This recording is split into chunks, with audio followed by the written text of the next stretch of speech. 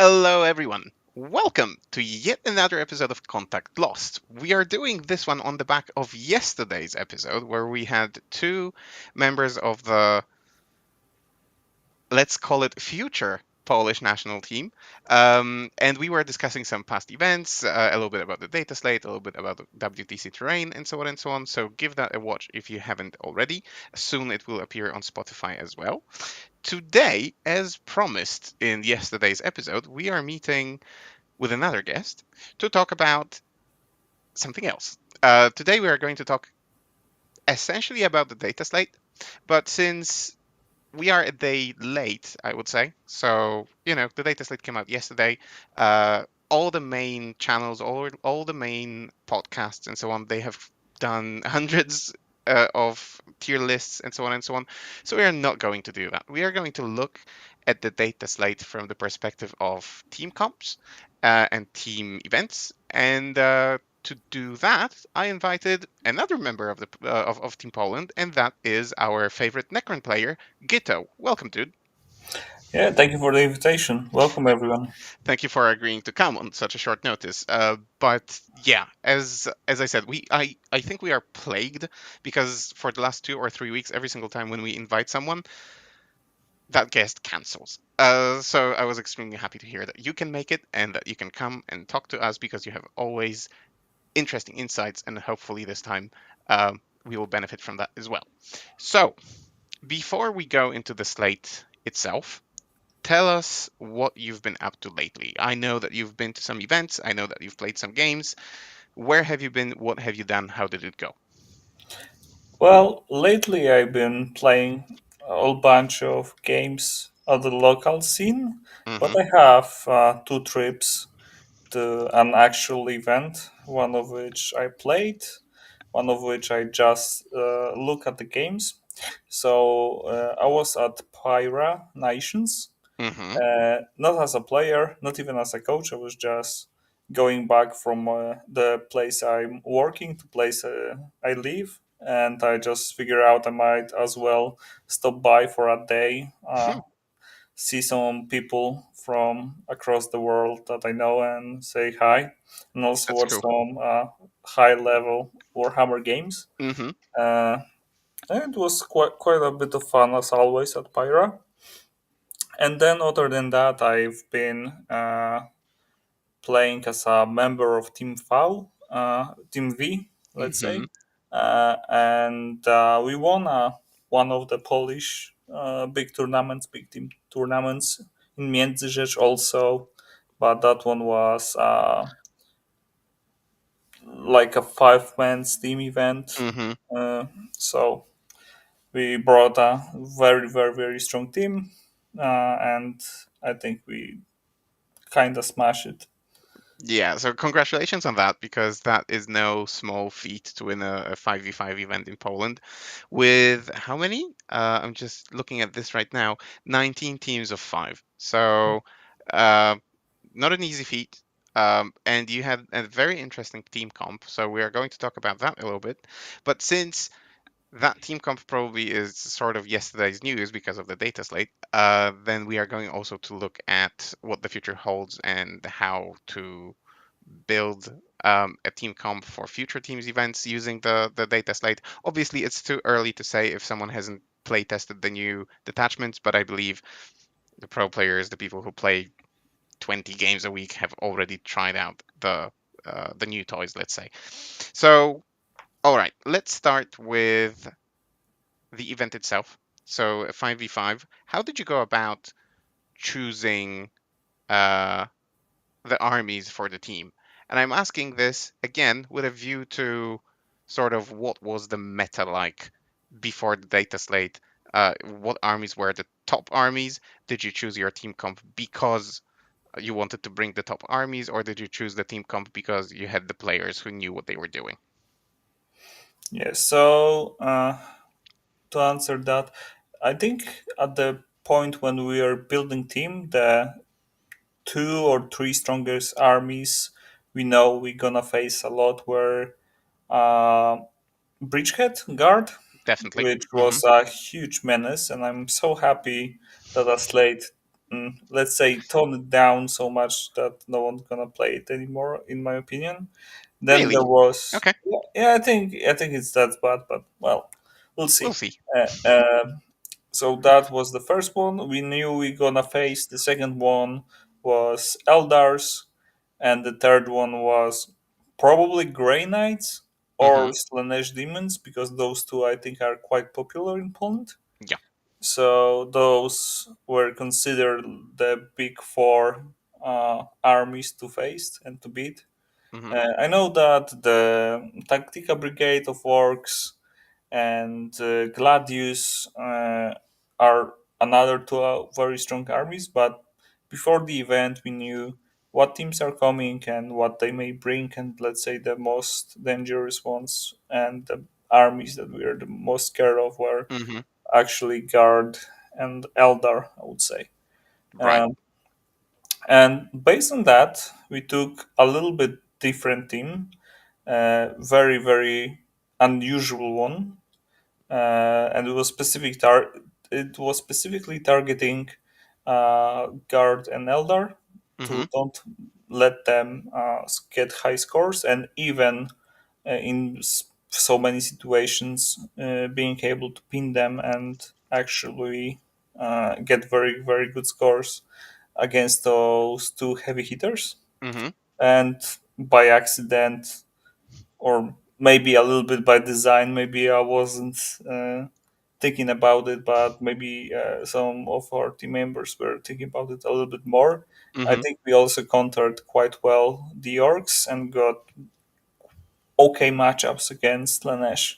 So all of those were covered pretty well. And what Mm-hmm. we bring was a little bit unusual. As I said, it was uh, Death Guard on a lot of vehicles with a lot of anti-infantry flamers. Mm-hmm. With Mortarion and I think some Thermis. Yeah, there were definitely some Thermis. There Uh, were, to be exact, 9. 9 termies. Yeah, So a unit of 6 and a unit of 3. yeah. So overall, this list was supposed to be very annoying for Eldar to deal with because you have Mm-hmm. so many flavors. You have some very cool. Like you basically have a lot of vehicles that are quite like that are tanky enough that they need to commit quite big to kill them, and they also are quite good at killing the Eldar. So the idea was maybe this is not gonna it's not gonna destroy Eldar, but it can play against them. And I would say the same could be said about playing against Guard. That Mm-hmm. it, in some situations when it took the very dense table with close markers could hold a score against Guard. Uh, and then we have Yeah. By the way, just before we go to the next army, bear in mind, our listeners, that this Death Guard had no mortars. So it was really interesting because it had vehicles, as Gito mentioned, but it didn't spam mortars like the majority of DG armies do. It had 3 drones, 1 rhino. I think it had 3 different predators because there were 3 destructors, and then some some Death Guard, Death Shroud Terminators uh, up front, and that's like an assortment of characters, and that's it. So no indirect. It was just face the Eldar up front and yeah, destroy it them. was as many flamers you can get and as cheaply as you can get. Yep, I would say it was a lot of flamers. Like the drones, at one hand look like a smaller piece without no loss and so on, but it's still tanky enough. You need to commit decent enough piece to deal with it, and it still have I think the same flamers that the plague burst crawler have. It's just it's missing absolutely. the mortar and the little gun in front. Yeah, or with the mortar's randomness, they are, they can be so-so. There can be rounds where they are amazing, but there can be rounds where they do Yeah. literally nothing. So I need to ask, from the perspective of the data slate, I saw. I'm picking up Death Guard right now. So this is like I play Custodes, and right now I'm picking up Death Guard. So I was extremely curious to to see whether they're going to see any changes. And the only changes that they introduced to Death Guard is the price cost, sorry, the price tag of the Destructor and the Annihilator. So the both Predator versions, and this is across like all books that include those two data sheets. Nothing else. Is that or does that mean that Death Guard is in a good place right now and they don't need changes, or is it because I don't know the codex is incoming? And then to top it off with the final question, if you were to build a team today, would you still include Death Guard in it? Mm, okay, let me start from the Predators question Hmm. and the changes. I think DevGuard is in a pretty decent place where it has a lot of tricks to be very annoying against melee armies, and at the same time can build enough damage, enough tankiness to actually at least survive, maybe not win, but survive against some more vehicle focused lists. Uh, and some more shooting. Hmm. Obviously, for this army to work against gun lines or any form of really heavy shooting, even if it's like combined arms like Gladius, you need a very very dense table. When you just abuse that, you don't need to. Let's say expose yourself as much, and you Yeah, just play on the fact that anything that's gonna try to charge you will have minuses to damage. You have options for hits and so on fighters, you and so have on. Yeah. flavors and so on, so you have Hmm. ways to deal with it. So it's a good counter for melee, and it's tanky enough that on a very dense table, shooting might have trouble digging you out behind the ruins. So for Hmm. teams, I think Death Guard is still quite viable. And looking at the list and the meta overall now, I think it might got even better because Castodes might be having a comeback, and the creations of Bile from not from this tournament but from the Pyra seems to be quite a strong army coming in. Yeah, So absolutely. there's like two melee armies that Devgar can try and build to face. Yeah, especially that it's a very, or it's at least it seems a very stable army, an army that you can count on to always bring points. It never is going to like get 20 owed or something like that. It's drawish or not. Like I hear some Yeah, hesitation in your so voice. I think the thing you said is true as long as DevGuard actually have a decent table to play his tricks, Hmm. his tricks. If you place DevGuard against something like very, very, very heavy shooting Gladius slash Mm. Iron Storm, some ridiculous gun line on a very open table, I think they don't have really that much of a way of dealing with tanks. Like Yeah, they don't have anti armor. yeah, Hmm. like a little bit do, but they need to get to melee, and before they get to melee, they probably gonna die to shooting. So I think Yeah. they can't be beaten very decisively. It's just that when they choose the table and they play very much so defensive game, then they get drawish and Mm. have an edge against melee. Hmm. Agreed. Okay, fine. So that's Death Guard. Good. No bigger changes to them in the data slate. I'm happy to hear that they still can be a viable choice for a team comp. Let's move on. What else did you bring, and what was the thought behind it? Yeah, so we also bring Eldar, but slightly unusual one. I think we played Hierarchwins, if I remember correctly. You did. Like Yes, that is correct. the list was built with 30 hawks. So if it goes first, you don't have like decent ways to dig yourself from your deployment zone by some flying units or some teleportation and so on. I think the list could just close you in your deployment zone for multiple turns, and you couldn't do much if the list go first. If it Hmm. doesn't go first, it has the advantage to, being the second player, score a lot at the end, and that was a very, very, very, very strong option for it. So no matter if you go first, you go second, you have some benefit. It also had quite a bit of devastating slash mortal wounds output. Hmm.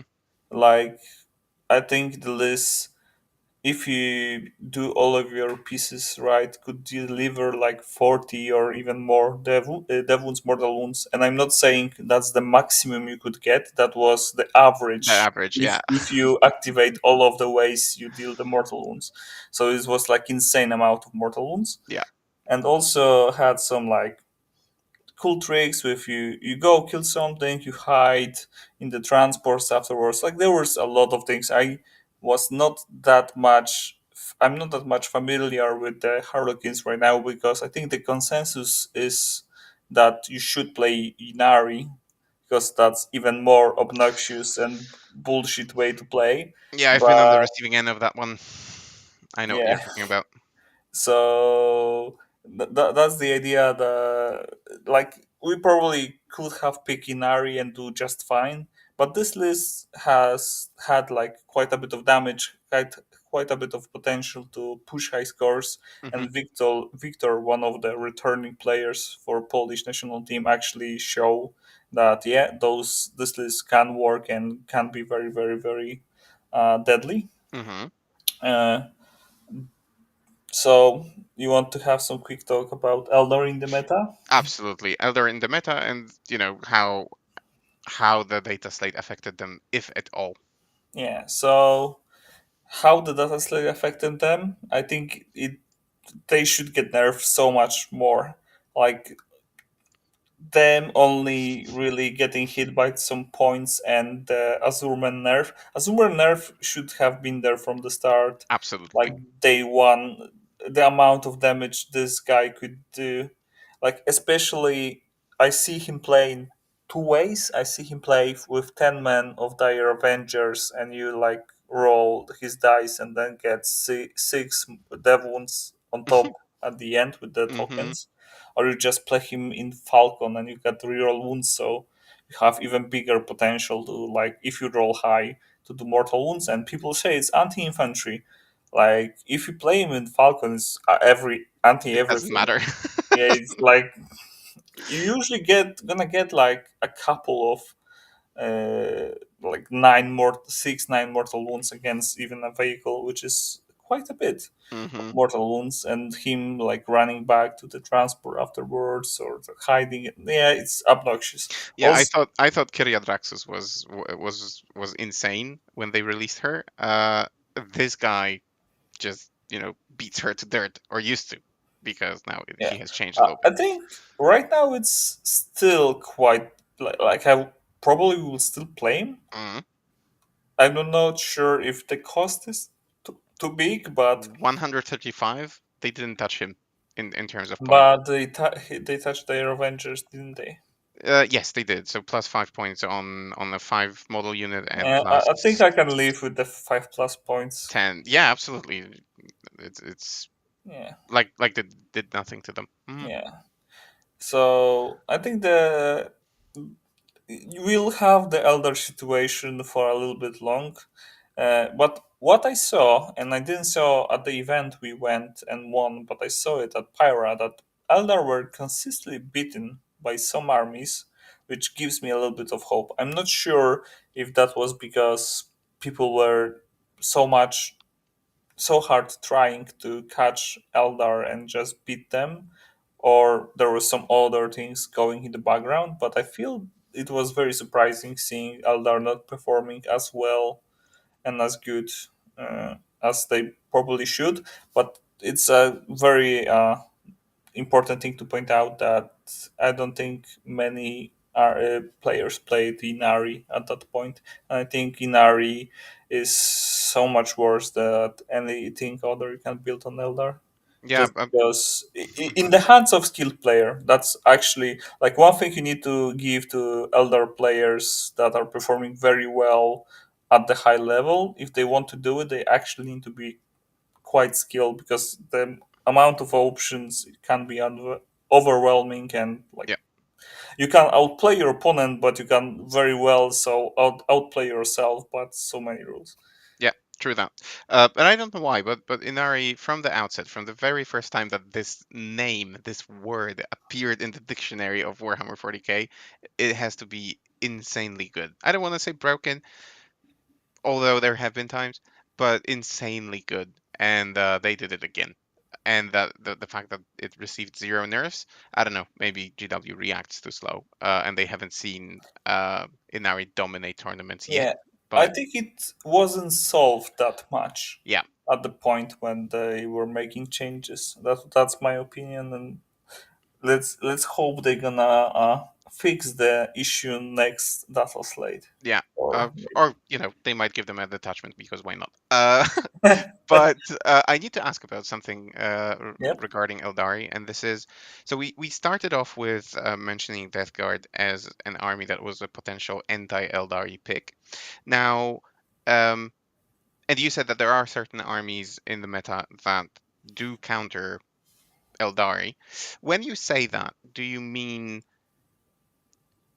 Eldari as a whole, or certain detachments, or like is Inari a different Eldar archetype than, say, Warhost or I don't know, Aspect Host? I would say yes. I think the attachments vary quite a bit between them. Hmm. I think like Inari has so much movement tricks and so much ways to Shenanigans, yeah. the shenanigans that if you outskill your opponent just a little bit, you have all the tools to utilize your skill. And yeah, the, it's just ridiculous what you can do with this army. Hmm. Uh, if we talk other detachments, I think they have their strengths and they have their good pairings. Like I saw at Pyra German list with like I don't know 30 or some ridiculous amount of bikes because Wind Riders get a battle line keyword in one of Hmm. the detachments, and that will work like that work quite well. But at the same time, I think it's not the optimal way to play Eldar. I think it's hard to counter all of them, but I think at the same time, I think there are ways to counter most of them, and I think one of those ways is just have very heavy pressure list, melee pressure list, like Creations of Bile show that they actually can push at Eldar if they Hmm. get a decent table, because it's difficult for Eldar to kill. And I think Slanesh to an extent could have tried at least to do the same. Hmm. Is if you get the right army that can very much so push into your opponent and like have a lot of melee, a lot of quick melee. Yeah, I think there apply were pressure early. Hmm. yeah, you can apply a lot of pressure and don't let Eldar do their tricks because they are cornered and they just we're gonna stat check each other a little bit in a smart way, not just run out in the open and let Hmm. them utilize every tool. But if you do it correctly, I think Eldar could be beaten by melee pressure lists. Uh, yeah, and I think that's one of the options you can do it. Yep. Okay. So that's Eldari. I think we can move on to another army. Let's talk about your army. Let's talk about what you have taken, which again, that at least on paper doesn't seem like an obvious choice, especially for you. So what did you take and why? Yeah, so I took Renegade Knights Hmm. with 12 little knights, a unit of plague bearers, and a sloppity bile piper. That's a random choice. Okay, explain. Okay, so let's start why I picked this army. Hmm. So I have some very, very cool Necron lists that I would like to test and Hmm. play. But to do so, I would need to get the right models. And uh, I don't think Necrons at the time were doing like were filling the gap we needed in our team comp as Hmm. much as the Chaos Knight could have. And because of that, so basically because I'm lazy and someone proposed they're gonna bring the whole army patent ready based, like just deliver it to my gaming table Uh-huh. ready, I just figure out, well, let's just take a break from Necrons, let's do something else, let's chill out. Yeah, how can you say no to a ready army waiting for you at Yeah, home? I yeah. mean, come on. And as I'm a little bit busy lately, I just figure out that's gonna be a good idea, that I don't need to do any modeling, any hobby stuff on the side Mm-hmm. for the event. And yeah, Okay. it was basically Chaos Knight or assembling Silent King in a week and painting him. Uh, and the other option was like borrowing models, but I like half of the army and then like like giving it back and like doing the Mm-hmm. logistic myself. And I figure out if someone can bring me his army and I just play for it, and he gonna take it after the tournament. I didn't have bags with models going in and out, Mm-hmm. so I figured I was gonna play Chaos Knights. And also for the meta, they were quite a good choice because I think they are one of the kind of melee pressure list army Mm-hmm. uh, that can play Eldar. And That it has an amazing table presence. I mean, just so many models with OC8 that Yeah, doesn't degrade. Wow. yeah, and also every one of those knights have a little hat that is no loss, which can be a little bit annoying to very squishy units like Yeah, little guard and elf Eldar. bodies. Mm-hmm. Exactly. So that was helping. Uh, What about overall, the what about the plague bearers with the celebrity by Piper? Is well, there, is it like a secret tech, or was that yeah, just the it is a points? secret. It is a secret tech. The secret tech is the Slopity by Piper is 55 points, and the Beast of Nurgle is 60, and I couldn't find five. And Explains everything. yeah, it never joined his fellow friends in the Plague Bearer brick. It was basically a 32 millimeter base coming from Deep Strike, Mission monkey. doing actions. Oh, actually, once I ingressed him to take control of an objective. So Yeah, there you go. I mean, yeah, he had good very use and strong. repaid your trust. Yeah, Um, so the secret tech was basically poverty and lack of points. exactly. Yeah, Okay. and why I didn't have the 5 points was because I decided I don't need another sticky. I want to try it out one of the new additions. Not this data slate, but the last data slate that they gave Chaos Knight's ability to battle shock stuff in their movement phase with one of the enhancements they changed. Did So that I come up a just lot? yes, but I very often forgot that it didn't only battle shock my opponent, but it also meant that I have +1 to wound and he has -1 to hit with that unit against me. It, yeah, so I was also playing the Chaos Knights for the first time since like 3 or 4 years. The army itself is not that hard to play, and if you Mm, are good at Warhammer and you have like the general knowledge of Warhammer, I think there is some optimization to do. But overall, it's more about uh, the macro game plan, not the micro game hmm. plan.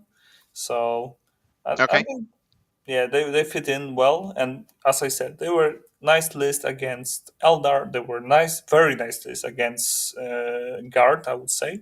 Hmm. And I'm not sure if Bridgehead have the worst, like any worse matchup than them, but because like Bridgehead at tops have like ability to kill 5 knights, Hmm. maybe six, and every time you kill a knight, you lose the thing that kill it. So if you do the math, there is 12 knights and you can kill like six unless you survive for a turn after you kill a knight. Hmm. So as long as you don't lose like half of like 6 knights at the same time, and also you need to kill 2,000 points of guard because he killed half of your army. You need to kill the rest of his army with you, but you lose like 1 or 2 knights, and your knights can like work together to deal with the stuff that come out to kill them. I think the guard is kind of screwed, and like they can pull some points from this game 100%. They can jump around, do secondaries, hold some primary with shenanigans, Hmm. but in the end the knight's gonna get to them if the knight player know what he's doing and Yeah, just the table is only so big, so yeah. sooner or later. So you've taken a list that contained, if I'm counting correctly, 12 baby knights. And now in the data slate, they didn't even touch the baby knights. What they did is they decreased the points of the big knights. So going into the next tournament, if you were to play, or if there was anyone willing again to provide you with a painted army, would you opt for Chaos Knights with a big knight or two, or would you still stick to the baby knights? Yeah, so huge hater of the one character baby knight that does nothing instead of Mm-hmm. standing there. And because of that you need one character in your army to actually play Warhammer, and like Mm-hmm. I would consider one big knight just because you usually like if you pick something very cheap like a rampager, you usually could basically lose like one knight and the Sleepy Bile Piper from the list. Mm-hmm. And instead of playing 12 knights, but one of them is Useless. useless. Yeah, I was looking for a word that not gonna annoy Insulted. anyone. Yeah, upset anyone with. um, Expensive objective holder. Yeah, very very expensive objective holder. You play 11 knights, not 12, but actually every single one of them is useful and does something. So I think the list 11 knights and plague bearers, and I think the only option to do that is to have six carnivores, four brigands, and a rampager because that's the cheapest setup that Mm-hmm. actually do stuff. And at the same time, I think the carnivore is the best knight in this game. So uh, yeah, I think that's a way to go. Mm-hmm. It, Okay. it, it feels right and feels more fun for me Mm-hmm. at least. Yeah, I think many people would agree with you. Mm, and I'm gonna regret this question now, but since you've mentioned Necrons, Hmm. we might touch upon them a little bit. Not a whole lot changes to them, at least points wise, in the data slate. From what I see, Yeah. only the Doomsday arc went up. What are your thoughts about this? Is that too much, too little? And have there been any rules changes? Because I don't recall. No, they were Right. not.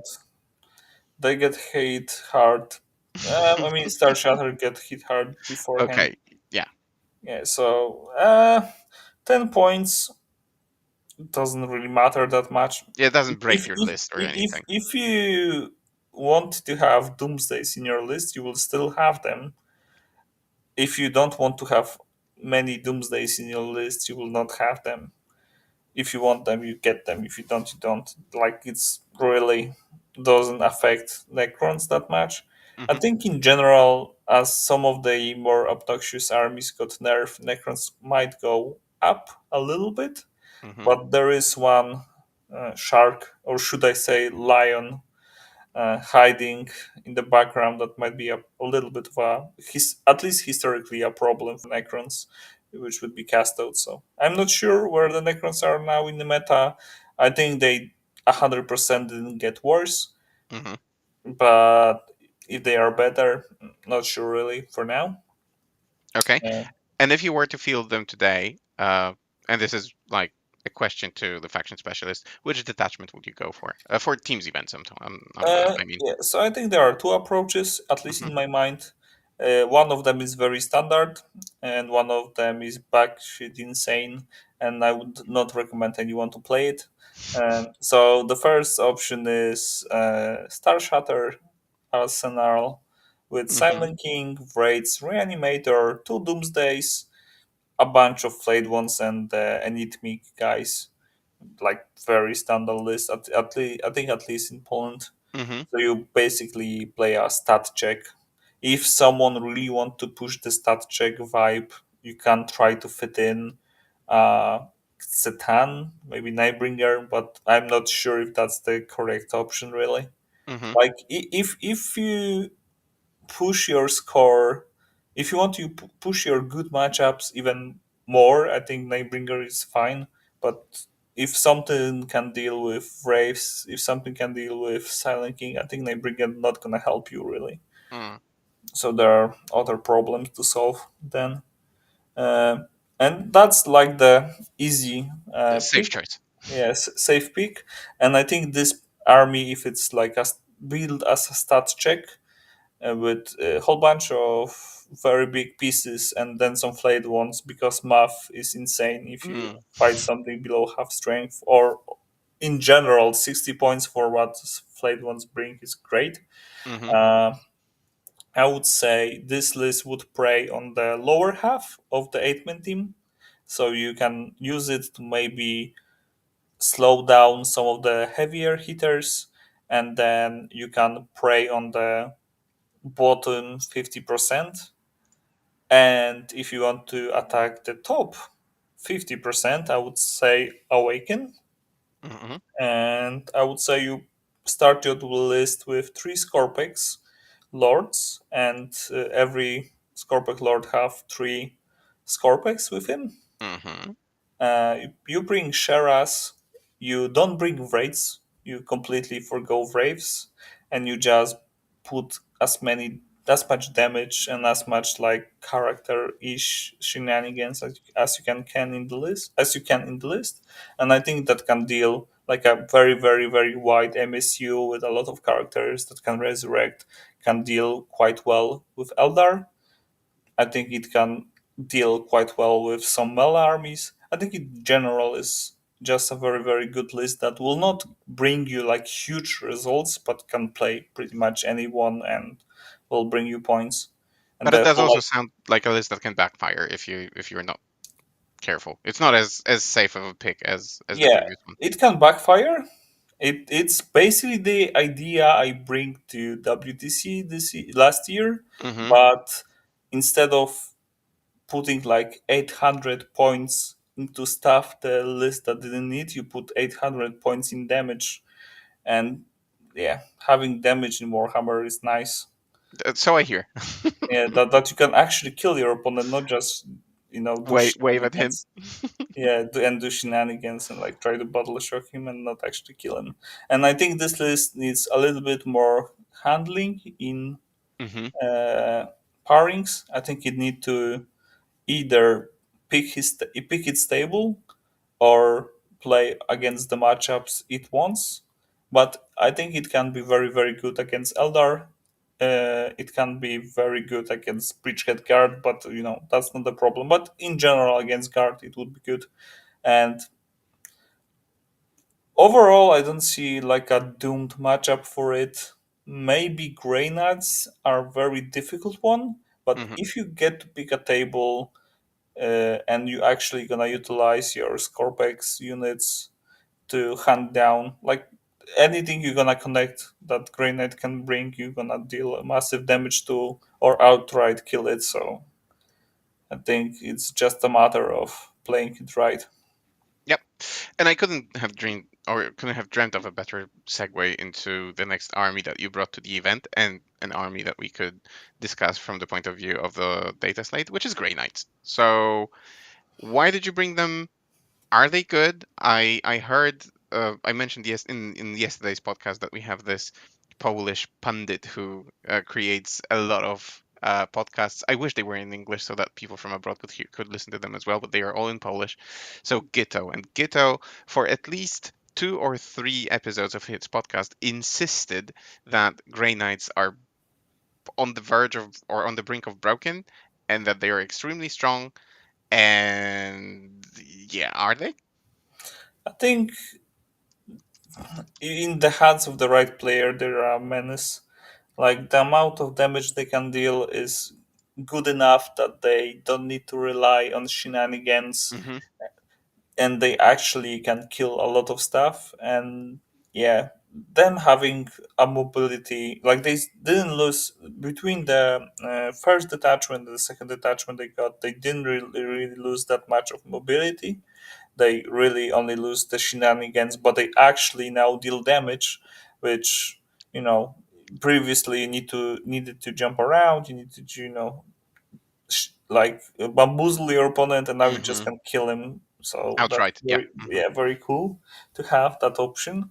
I think before this data slate, list that was played a lot in Poland was like 5 Nemesis Dread Knights, 3-star squads of Purgators, so the no loss guys. Hmm. And I think this combo allow you to, you always gonna utilize your dread knights to deal some damage, but you also have like 3 units of no loss with full reroll to hit that were standing very often on the highest ruin of the WTC terrain, and that give them improved AP. So you actually have quite dangerous no loss behind your Drain Knights. You have ways to enable this no loss because you actually need to see the target you want to shoot, but you have like Inceptor Squad that can jump out of the Razorback, move 15, shoot something, move six Hmm. more. So there is like almost always you have a way to shoot at something you shouldn't see, and having full roll to hit and so on meant that you usually you could kill either any Eldar or you could kill any uh, guard units. Hmm. The problem was they could kill your Dread Knights quite well, so the pairing was difficult. But overall, having this much mobility and quite strong no loss in your list allowed the list to overwhelm parts of the table, push. So I think Greyna has a very strong army, but you need a very experienced player that actually knows what he's doing and Yep. know how to assess the situation on the table. And if you do it right, they can, win half of the board because 2,000 points of Grey Knights as fighting like I don't know, like a hundred the 1,500 points of Grey Knights that they are fighting like 1,000 points of your army. So you have like so much more points, and even if they are not as efficient on the data sheets, which with the new detachment they're quite good. If you have full rerolls and you have like Yeah. options to deal more damage, they can overwhelm sections of the board and then just pick up, move to the another. And because you also have so much no loss, so much, well, quite a bit of no loss in the list, uh, you picking up 3 units, maybe one of the units you have in position, and then you have your 3 no losses that can like still support different sections of the board, uh, at least in theory, if you Hmm. set them up correctly. I'll like can allow Grey Knights to push score very high, and yeah, that was basically the idea. I think Grey Knights are have very very strong operations in operators in Poland, very strong players per Grey Knight in Poland, Hmm. and that may be skewing our view of them a little bit, but they still perform very well at team events. So I'm not Yep. sure if that's only the because we have good Grey players, but I think uh, they are just good. Yeah. No, I think it's an army that can very easily get underestimated, and that's what you said exactly. In the hands of a skillful player, they definitely can catch an opponent off guard, especially if the opponent uh, doesn't know exactly what they do. And there was a change in the data slate that affected the playstyle quite a bit. So Hmm. I was mentioning a lot of the no loss and the full rolls to hit. That's not no longer an option, Yep. so they get nerfed on that part. And overall, I think that's a huge downside to what the army was trying to do because they were usually either overwhelming a flank or trading. You expose like one piece, but 3 more pieces behind your one piece still be engaged in the fight, Yep. and your opponent couldn't really respond. And now that doesn't work really that much, Hmm. and I think that might affect this army performance. And also, I'm not really sure if they are liking the orcs development and even the Tau development and what's happening in Tau, what's happening to orcs, what's happening to Castodes. I'm not sure if Grainers actually like that. So they might be going a little bit down, Hmm. but I think they are still a decent army. Yep. So time will tell. We shall see. But at least on paper, still an extremely strong army with great mobility, good board presence. I mean, everything that you might want in an army. So yeah, let's see. Fingers crossed that they do well and they don't get any other nerfs. So that's what you brought, and then the last one, orcs. So an extremely interesting topic, especially that these orcs were piloted by Vladi, and I wouldn't say he brought the most common detachment because he was playing Dread Mob. So what was the thought behind that? How did it perform? And would you bring it again after the data sleep? Well, I spoke to Vladi a little bit about it, and I Mm-hmm. saw some performances, and basically the gist of it, this Rebel list had a lot of shooting. It was like basically shooting orcs, and you look at it first time and you go, well, they hit on fives and so on, but then when you get all the rebel buffs, when they reroll hits, they have sustains, they have like a bunch of other things happening. They actually shoot good enough that it could be considered kinda a canline army, maybe orcs. Mm-hmm. That's weird to say, but looking at the slate, that might be happening even more. Uh, the overall idea was, at least from what I get, that you shoot very well. You shoot quite well in Overwatch also, because you can still get sustain and your profile is like, you don't shoot that much worse in Overwatch than you shoot Exactly. normally. Fives And versus sixes, yeah, not yeah, that big of a and difference. you actually shoot quite well when in shooting phase, and you have quite a bit of units that can deny primary. I knew Vladi have like a lot of uh, the Storm Boys. no, the flying bikes, like the flying The Death lifted Copters. helicopters. Yeah, Devcoptas, yeah, Devcoptas, and Mm-hmm. he could like play some primary deny with them. They also in this detachment could deal a little bit of damage. Like the list was very mm, thought, like it was very nicely built list that have like a two big bricks of kilocans with Yeah, so some rockets. 2x6, Yeah, one by three, then 3x3 Death Copters, one Gorkanaut, yeah, uh, then six Tank Busters, six Tank Busters, six Tank Busters, 15 Storm Boys in units of five, some Gretchen, and three big mechs with shock attack guns. I think if you look at it from the point of view of the of the data slate, he probably wouldn't be able to field all this in one list again, just because both the tank busters and the shock attack guns went up in points. yes. However, speaking about orcs, I think they are still very strong. Uh, this list was basically looking at the like estimated results of this list was, it's gonna have at least a draw against anything, Hmm. because you have so many primary deny that you almost always can deny some points, and you Hmm. have so much stuff behind it that actually shoots quite well, that if your opponent gonna go and try to kill the stuff that is denying his primary, he's gonna get shot back.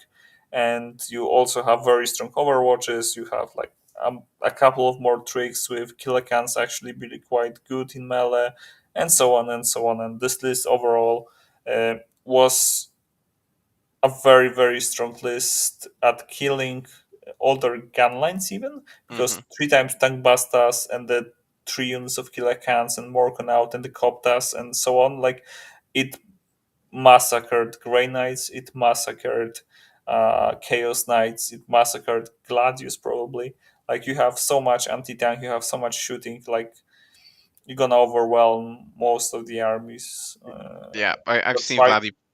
Sorry, I've seen Vladdy play on TTS versus one of the guys from here from the north of Poland, one of our prodigies, who plays Ultramarines in Gladius, and I joined the game late because like they started early. I didn't realize, and then when I joined, it was like the last maybe 20 minutes of the game. There were hardly any Ultramarines on the table. So I yeah. was extremely surprised that this can be done with what, like 15 kilocans, basically. Well, Yeah, obviously there there's is. more. I mean, the amount of rockets this Blitz gets is insane. Yeah. Like you can actually outshoot a gun line usually because the data sheets are not that expensive, and yeah, just the amount of rockets going your way was quite a problem for most of armies.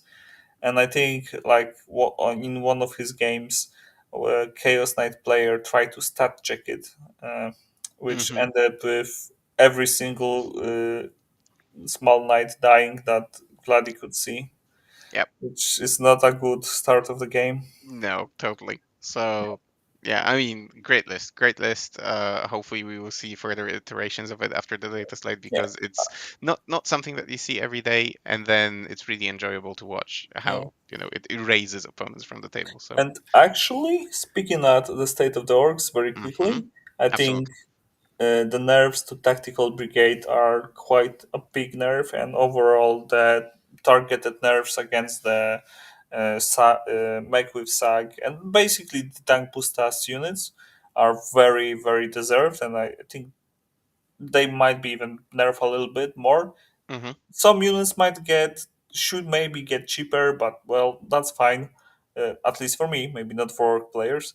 Uh, but what happened is the new detachment with maybe you nerf tactical brigade, which was like orcs shooting ish, and dread mob because of the cost changes and so on, like was nerf a little bit too. But then you get the more DACA detachment, Yeah, like which we is took away one, but have another one.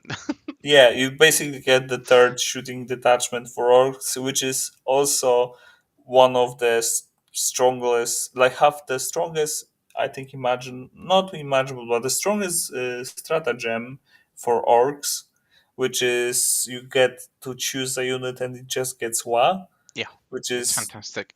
it's so good. Hmm. It's so good. Like so many orc units have a very cool ability that they get to use once per game, maybe twice if you play Bully Boys, and here you just can activate on demand, even turn one, which unit get the WA, and it's so powerful in my opinion. And on top of that, your detachment rule is very very strong, and so for this one CP, what the unit gets is plus one strength, plus one attack, advance and charge, advance and shoot, usually activates some ability of the unit, and Hmm. 5 plus invuln Yep. for one CP. So I think that's you. Obviously, you don't get your army rule per se because you don't get like another buff from army Hmm. rule on top of that. But the amount of stuff you get for one CP is so good. So you do, like this detachment says more DACA and very shooty, and going into it, actually, it's the sustain 2 is insane what it does for some units, and also the enhancements are, I think, the strongest set of enhancements you could imagine for the shooting horse, like rapid fire on your tank boostas, plus one to hit for your lutas, the dev wounds for your lutas, so the little AP don't matter that much. Like the upgrades are so good, the stratagems are so good, Yeah, they're and, just a pure and force multiplier. There's yeah, no defensive ones. It's just kill, kill, kill. yeah. And on top of that, you still have two very strong stratagems for melee, right? You have your activate your WA, and you get the Furial to wound on objective. Hmm. I mean, it has everything. You can pick any orc unit in the game, put it into this detachment, and it's gonna do fine. Yep. So you can very pick what you need to build your list. Yeah. Yeah, it sounds like those lists are going to be extremely aggressive, and they're going to be focusing on pure destruction because really, as I said, like all the gems, all the enhancements are just pure force multipliers. There is nothing else. Just destruction. So yeah, it's going to be fun. It's going to be. I mean, it's interesting because it seems like orcs have everything now. They are a gun line, but they are also great in combat.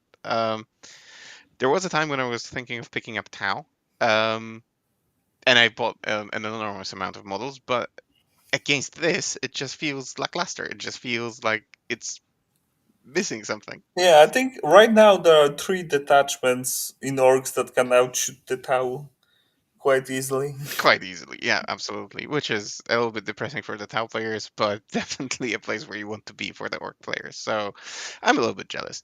Um, so let's move on. Conscious of time, let's talk about the last army that you brought to the event, which was no, sorry, that was the last one. Yeah, that So was the last one. yeah, sorry. So we've covered the armies that you brought. Now, from the point of view of the data slate, would you throw any of those armies away and pick another one? Hmm. So I don't think any of those armies got hit extremely hard. The list Mm-hmm. would change for Grey Knights for sure.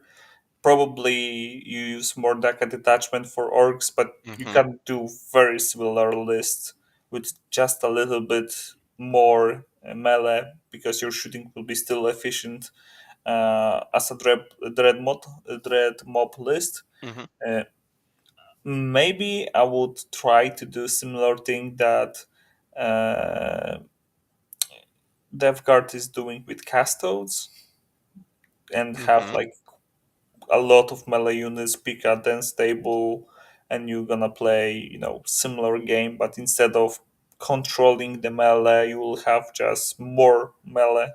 Mm-hmm. You just like outnumber your opponent's melee units Yeah. with what Castodes can do now. Right. So let's talk about that a little bit because again, this is something that I find fascinating. They got a new detachment as well. God knows why. And it's a detachment that essentially screams Alaris Terminators. So how do you like that one? Do you think it was necessary? Do you think it's going to shake up the meta? Yeah, I think it doesn't. It screams hilarious, but what it really says is everything works in it just fine. Okay. Maybe vehicles don't get that much buffs, but I think what it really screams is characters. Mm-hmm. It's surprisingly strong buffs for the characters you can Yeah. give. You can have like insanely strong hitting shield captain with axe, Yep. which is like 6 attacks, strength 12, +1 to wound usually, Damage 4 or 82 something like damage that. 4. Yeah, like that's quite good. And you still have another guy with +2 attacks for every 5 models within 6. Yes. And if you get to like a bike captain, it can get quite a bit of models within the range. Yeah. And yeah, also there is ability to build like a super lone-op Mm-hmm. either terminator guy, which will have twice per game for CP, but he has a free CP, so yeah, yeah, Yep. not that annoying. uh, Or a your bike damage captain. gets reduced to 1 and you have lone-op and stealth, or you can get a bike that does the same, but instead of having like one damage, changing your opponent's weapons damage to 1, it gets to move after he fought. So you can like do so much shenanigans with this lone up guy. Like there is, and like Triumph Valoris for 140 points in I this wanted to say. detachment that can go Super Saiyan twice or get his 2 up even is also like so good that like whatever character you look at, it's pretty, there is a way for making him very good. And on top of that, like you're shooting from your castos that usually don't shoot gets quite okay, because if you look at Kyria Draxus that you mentioned before Mm-hmm. in a Castodes brick, a Castodes Guardian brick that can double shoot, and you add to the combo that was already really strong the +1 to wound, and I think it works for the Kyria too. It Even the actually, even the +1 to hit works on her because she usually hits on threes, but with yeah, this one she hits on twos. yeah, so that's even more obnoxious shooting from Hmm. Kyria Draxus. Uh, I mean, there are ways to make this detachment very, very strong. The stratagem to split your Alarus brick into single guys, so you get like maybe single use, but like 5 or 6 between, let's say realistically, between 3 or 6 Kalitus that jumps, Yeah, but once per game. But it's still like 65 points jumping unit that is quite okay, tanky, and beats, like, fights like a character in most armies. yep. And it's not like insanely broken, But but it's very strong. it's still very strong. Like, especially if you do it on in the later stages of the game and you Hmm. use it to, you already deal with your opponent, now you use it to score. I mean, it sounds good, just on paper. Yeah, in all honesty, it sounds amazing. Especially that. So I play Custodes, and for Dice Crasher, for example, so the tournament that was like a month ago, essentially, whenever I tried to build a list with Solar, I would end up with, I think, 13 units tops, and I couldn't go beyond it. Like going beyond 13 was nigh impossible. I usually ended up with somewhere around 11. Yeah, Now with this one, if you play it right, you can end up with like 20 units on the table. Because if you split up the Alaris brick, or two, or even three if you're crazy, and I know someone who's doing that this weekend in one of the team tournaments that is happening here in the north of oh Poland. no. Um, Honestly, I wouldn't play that just because I would lose track of which Terminator jumped up, which one came down, and so on and so on. And I would just, it's with 18 Terminators, that's going to be an ordeal. But maybe one day I'll get used to it. But suddenly, Custodes became very interesting from an army that was deemed okay-ish, force-wise or power-wise. Um, but boring on the table. I think now they got a set of rules that is making them outstanding. Yeah, the stratagems are all fine, like a reactive move when you get shot, the fight on death like, they have a stratagem for every situation, Yeah, really. yeah. That suddenly they became a quite a technical army, which is a welcome sight. On the contrary, Solar, so the detachment that they got in December, I think it got nerfed a little bit if you think about it. Not only points wise, because the Talamon and the Van Dread went up, but also, and I only saw that today. Um, if you go into the rules and how the rules changes, they changed the wording of the going through walls stratagem. Hmm. Um, I mean, I don't know how to interpret it, and I wanted to ask you about it because previously it only worked in movement, but you could go through both models and terrain. Now it says you can use it in the movement or in charge, but you can only go through terrain. Nothing about enemy models. Is that a nerf or is that a buff? Because I know that There's Chaos no Knights can go. answer. So Chaos Knights can go through walls in the charge phase as well, but they cannot go through models, right? I think they do. I'm not sure. Come on, you played them. Yeah, once. Fair Once. enough. I Fair had enough. my app with me all the time. The trick I find with Chaos Knights is making your no loss better AP if you use the hunting dogs or Mm. something. So that was my concern, and my opponent tried so much for me to not really move my knights. If either they didn't screen me or didn't let me move at all, so that going through walls didn't matter that much, at Oh, least. it says it can go through models and terrain features. Now I'm reading it on Wikipedia. Yeah. So Custodes Dreadnoughts just became just a wee bit worse because they cannot go through models anymore. And a little bit better, because now if you stand 1 inch from the wall, they can actually try to go and charge you Yeah. easier. So it really depends. I think in general that's a side grade, not a downgrade to Yeah, upgrade. yeah, I think I would agree. All right, so we've covered the new arc detachment. We've covered the Custodes new detachment. There was one more. Two Um, more.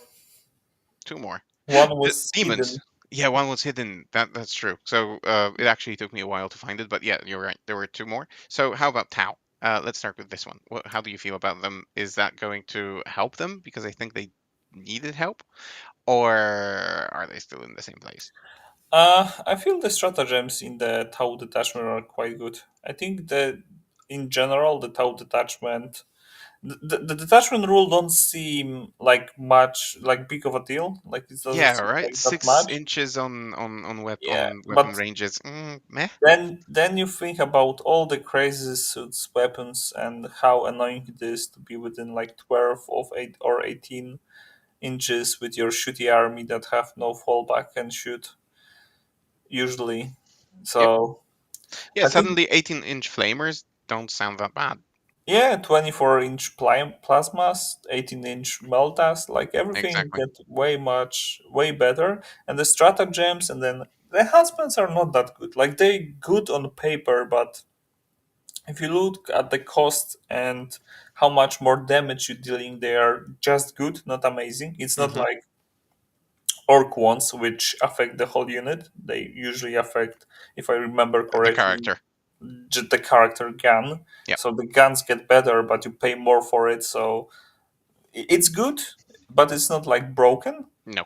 as orc enhancements are. Mm-hmm. But the stratagems are fine, and the 6-inch actually means quite a bit of tau weapons get from insanely short range to a range that you actually can try to shoot as a gun line, not something like you don't need to get in like inside your opponent charge ranges immediately Correct. and Mm-hmm. charge range of half of his army, but only maybe like one unit. Yeah. So like I think it helps a lot, but what the key thing is missing is I don't think the tau data sheets are that good.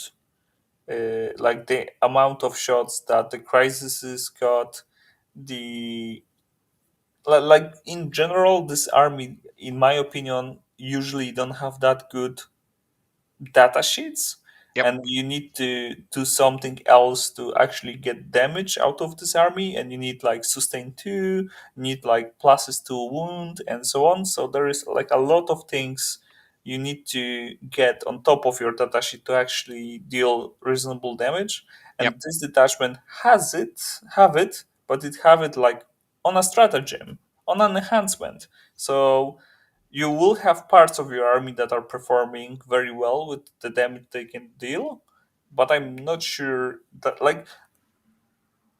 this detachment is gonna save Tau to be like the best army and so on. I think it's good. Yeah. I think it's good, and it's gonna be played, and it's a good way to try and play Tau. But Mm-hmm. I'm not sure it's that good. Yep.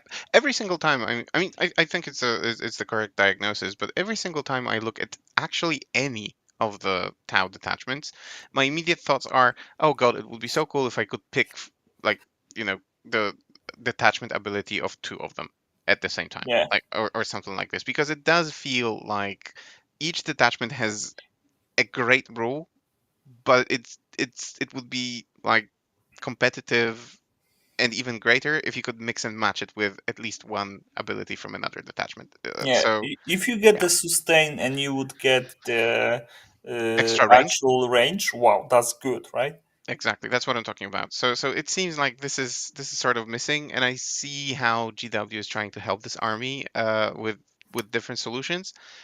It just feels like there is always someone in, behind the person who's trying to help with a little knife going like stabby stab you're not going to have a good time after all, because either with one detachment you have rules that only work for half a game, with another one again you have rules that work for only half of the game, another one that got nerfed because it cannot get into range, and so on and so on. I'm talking about Red Cadre. And now this one takes away all the good bits like sustained or lethal or assault and gives you range. Feels like there should be more than just range for them to be good. But we shall see. Maybe I'm wrong. Maybe we are Yeah, wrong. the stratagems are helping their damage a little bit True. because you get the better strength, better AP, all sustain and lethal for At a hazard. cost again. Yeah, it's fine. Like, Yeah, I don't know what's with that. I remember the times when GW said that they want to, they want to remove feels bad from the game, but then like Tau is on that side that there is always a feels bad to it. Again, either you lose your rule for half of the game, or like if you target two units at the same time, you get minus to hit. because why not? And now here, if you choose a nice buff for your unit, you get hazardous. I mean, come on, Yeah. give them a break. Actually, yesterday I played like a local game. It was not like on a high competitive level, but I played a local game against Tau with the new Custodes, and I split a 7 man like character and 6 Alarus unit with release the lions, and then looking at your Tau opponent splitting fire, and like you, if you split fire when you are guided, you are -1 ballistic skill, not +1. That's what I'm And talking about. what you gonna do against the MSU, right? Like it's like there's so many things like Tau have very good rules, but they get like a good rule, but there is also a downside to Yeah, it. Like exactly. They you get get a hamstrung good by rule, stuff but like that. you get half of a game. You get like a good rule, but you get hazardous. Like every time, like you get a decent profile but low range. You get like It almost feels like there was a time, and probably there was, but I just don't remember it. There was a time where Tau was extremely overpowered, and they yeah, are there still was being, multiple yeah, times. there you go, and they are now being punished for it, like for eternity. So, enjoy yourself, but just not too much. Um, but yeah, okay. So that is the new Tau detachment. Let's talk about the demons a little bit. So demons as a whole, I think, are seeing a lot of changes. Hmm. Are those changes for the better? I think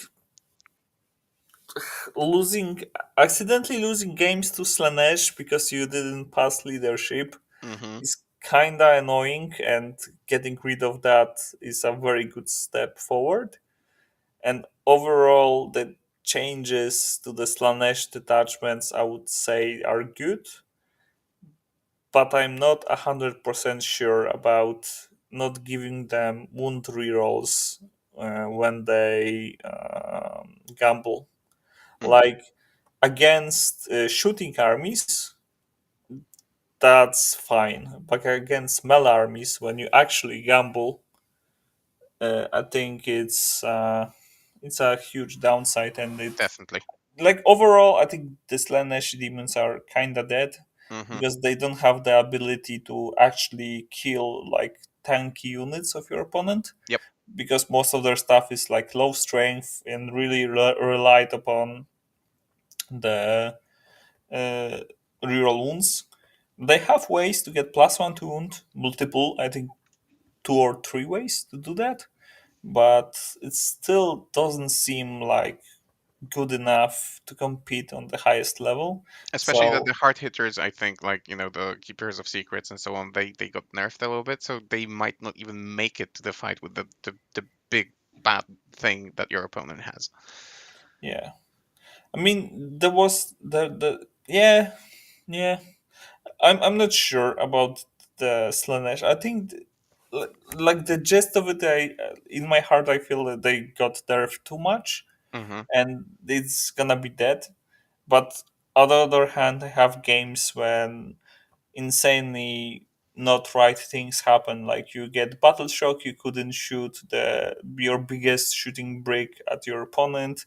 Then on the other flank, when you shoot, he just starts taking the wounds on the other unit behind and just like passing feel no pains on the demonets unit with the special character, and you like he roll high a little bit, and then your shooting stuff start to get touched with furial hit and wound, and like I didn't have that much problems, but I saw games that spiral out of control and there were Hmm. no coming back because how the army was designed.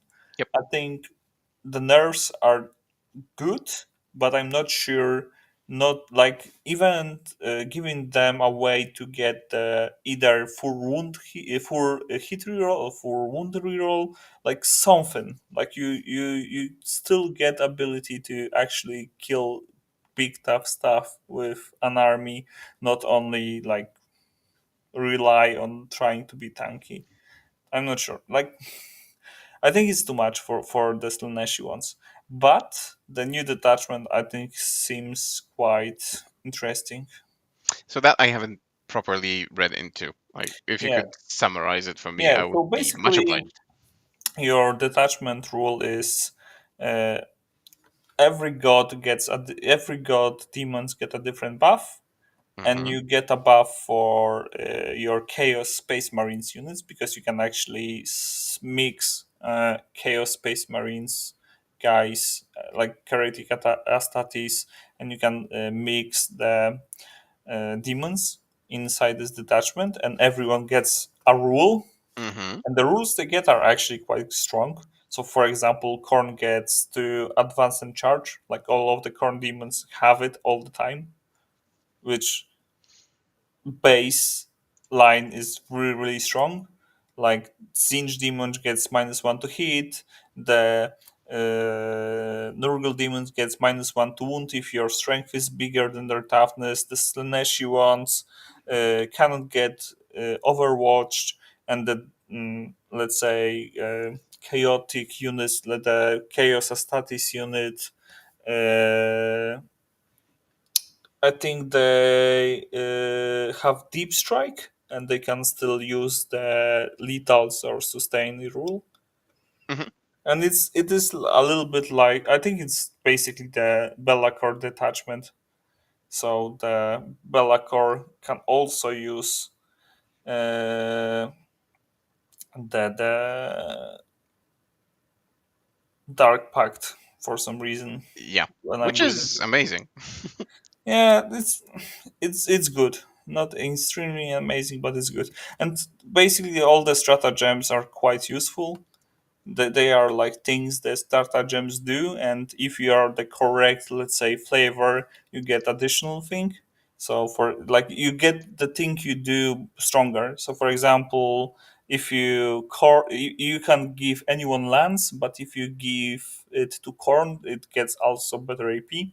So like every single stratagem is useful in some situation. The enhancements are quite strong because giving some units Scout 9, like let's say a big unit of Crushers that can advance and Hmm. charge Scout 9, can be good. So there are like things that you can basically give the one of the units the warp talons ability, Hmm. so you can have like a very strong hitting unit that actually, yeah, I'm just gonna read it again because I'm not sure. Yeah, so basically gives your unit a warp talon ability, so when they kill something they can go back to Yeah, reserves. it's like an Appy Downy, but on condition. Yeah, but it's stronger because your opponent don't get to shoot at you back, Hmm. which is very, very, very strong. So the enhancements are insanely strong. The stratagems are useful, and overall, I think that's gonna be the new way to play demons. Yeah, which I'm is not. a welcome change, I think. We'll see because I have some. I'm looking at it a little bit nervously because some of the stuff you have in this, let's say, detachment is quite wild. Okay.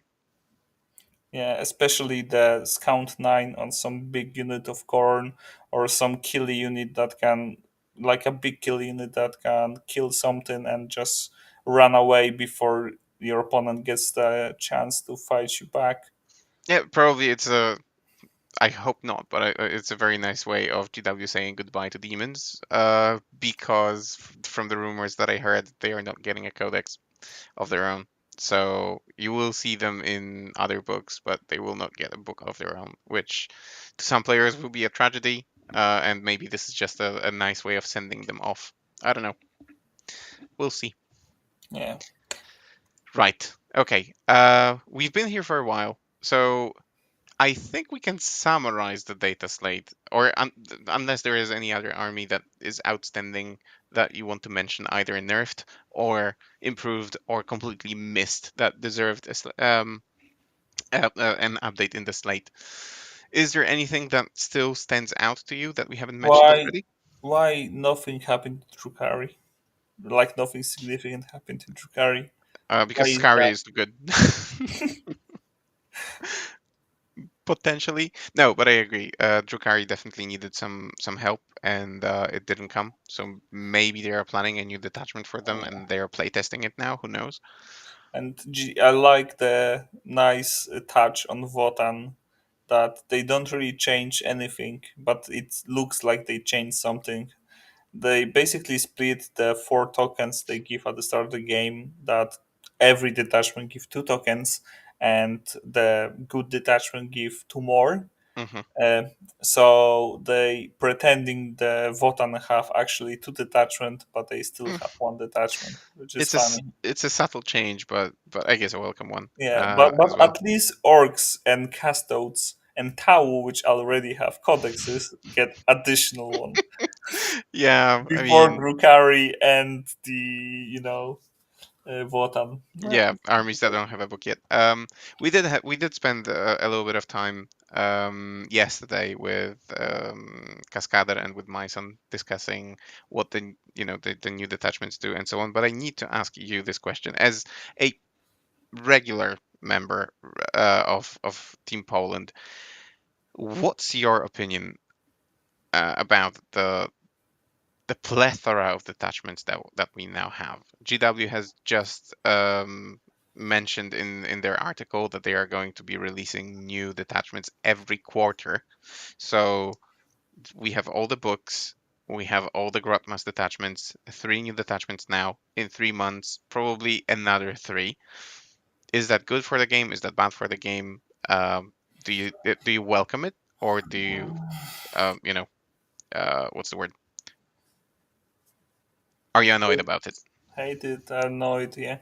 So, from my perspective, it's actually perfect. I Hmm. love it. It's so great.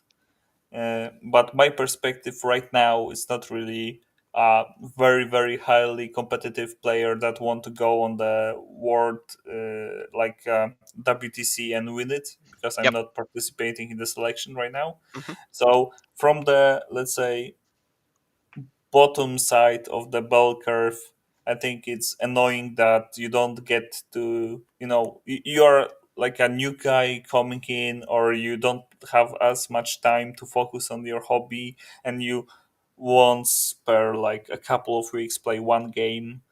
It's might be overwhelming to get like additional rules, additional things to know, additional things to learn. So that's hard, difficult, and annoying. And then you have the other side when you are very competitive and try to get your games very methodical. You try to test everything, and you get like another layers and so Hmm. much more work to do, and it's like getting more and more and more, because every time you get three more detachments, you get so much more pairings to actually do, Yep. and the detachments themselves are so much different between the armies, and we get to the point when some of the armies have actual feasible options in teams to choose different detachments. It's not like we have 5 detachments but only one of them is viable. I Yep. think at this point we're getting to the stage when multiple detachments for multiple codexes or indexes can be played, and the bloat of work to do to be prepared for everything is getting bigger, so that's annoying. So Hmm. if you not play much Warhammer, it's annoying. If you play too much Warhammer, it's annoying.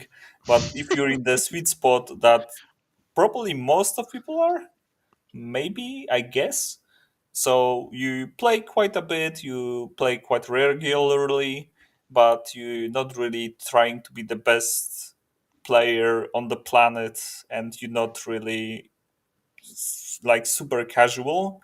I think it's very good because you get a breath of fresh air. You get to experience something new, and if you just playing for fun, and the way the rules and the detachments are written, it's basically like 2 pages for you to read through. So even if you come up to the table and you don't playing like one game per so much more time, that you actually can play the game fluidly, easily. You don't have problems playing the game, getting the basic rules, and you get like a small burst of new rules. It's fine for you to even digest it before the game when you talk to your opponent, Yeah.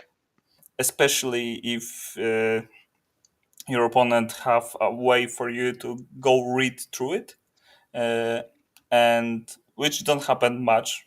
I think in my experience, and it should have happen more and more as we go with this releasing schedule.